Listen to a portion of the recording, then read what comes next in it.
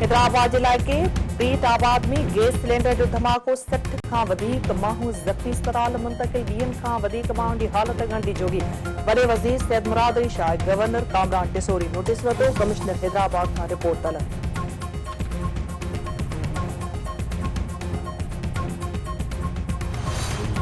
Steel bills के ॿीहर हलाइण जो ऐलान छावड़ियुनि वारनि इलाइक़नि मां प्रॉपर्टी टैक्स उगाइण जी मंज़ूरी गंद कचरो रोडनि ते उछलाईंदड़नि जी गिरफ़्तारीअ जो फ़ैसिलो ओबावड़ियुनि लाइ प्राइमरी उस्ताद भर्ती करणु सरकारी मुलाज़मनि लाइ रिहाइशी स्कीमूं शुरू करे किस्तनि सस्ते अघ ते प्लाट ॾियण ऐं अवामी सहूलियत लाइ 16 खाता डिजिटलाइज़ करण जी मंज़ूरी 52,000 एकड़नि ते जदीद ज़राअत बाबति फ़ैसिलनि लाइ कमेटी क़ाइम घरनि में कम कंदड़ पोरियतुनि जी काउंसिल जोड़ण कराची में वधीक 50 इलेक्ट्रिक बसियूं हलाइण लाइ मुआहदे की मंज़ूरी ख़ासि ॿारनि लाइ सिटी ऑफ एंजल्स क़ाइम कयो वेंदो। शर्जील मेमन जो चवणु आहे त मंशियात जे मुकमल ख़ात्मे ताईं जंग जारी रखी वेंदी।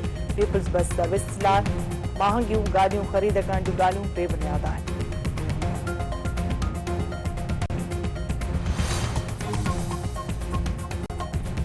Army chief general Asim Munir जी सदारत हेठि फॉर्मेशन कमांडर्स कॉन्फ्रेंस ते भेरो वरी इहो असम वरजायो आहे त 9 मई जे ॾोहारियुनि ख़िलाफ़ कार्रवाई खां सवाइ मुल्क साज़िशी अंसरनि हथां यरगुमाल रहंदो। नापाक सियासी मक़सदनि लाइ परॾेही मददगारनि ज़रिए पाक फ़ौज ख़िलाफ़ डिजिटल दहशतगर्दी कई वञे।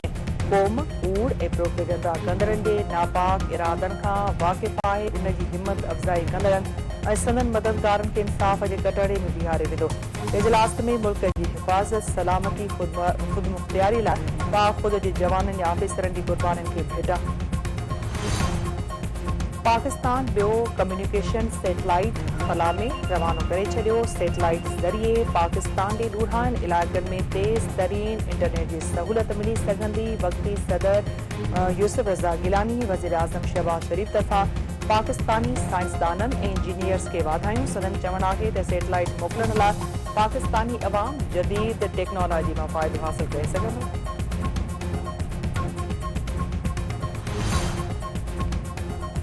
बबरलोई जे सहाफ़ी हैदर मस्तोई खे टारगेट करे गोलियूं हणण जो इंकिशाफ DIG संकर नोटिस वठंदे SSP खे जांच ऐं जवाबदारनि जी गिरफ़्तारी जो हुकुम ॾेई छॾियो।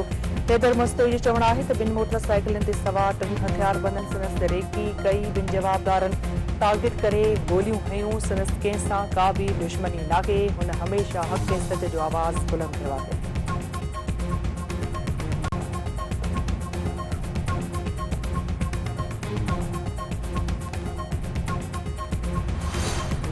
कंदरकोट जे कचे में पुलिस जो ऑपरेशन हिकु मुगवी बाज़ियाब। SSP बशीर अहमद ब्रोही जो चवणु आहे त फरहान मीराणी खे मुक़ाबले खां पोइ बाज़ियाब करायो वियो आहे।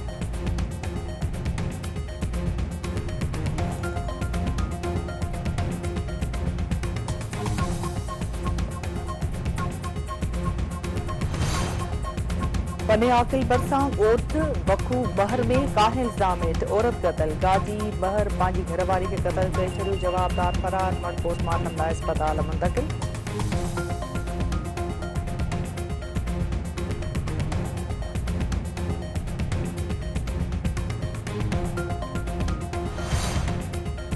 गढ़ी यासीन वेझो हिकु हफ़्तो अॻु अगवा थियल पोहरे काशिफ धारेजो जे वारसनि खां भुग तलब। वारसनि जो चवणु आहे त धाड़ेलनि फ़ोन करे मुगवी जी बाज़ियाबी लाइ 50 लख रुपया भुग तलब कयो आहे। न ॾियण जी सूरत में काशिफ खे मारण जी धमकी ॾिनी वई आहे। मुगवीअ खे बाज़ियाब करायो वञे।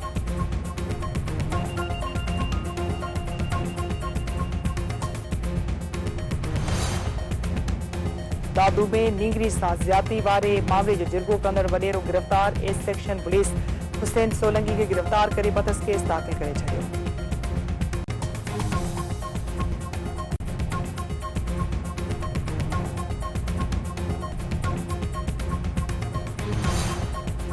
ऐं चौथी T20 मैच में इंग्लैंड पारां पाकिस्तान ख़िलाफ़ टॉस खटे फील्डिंग जो फ़ैसिलो। क़ौमी टीम जी बैटिंग जारी।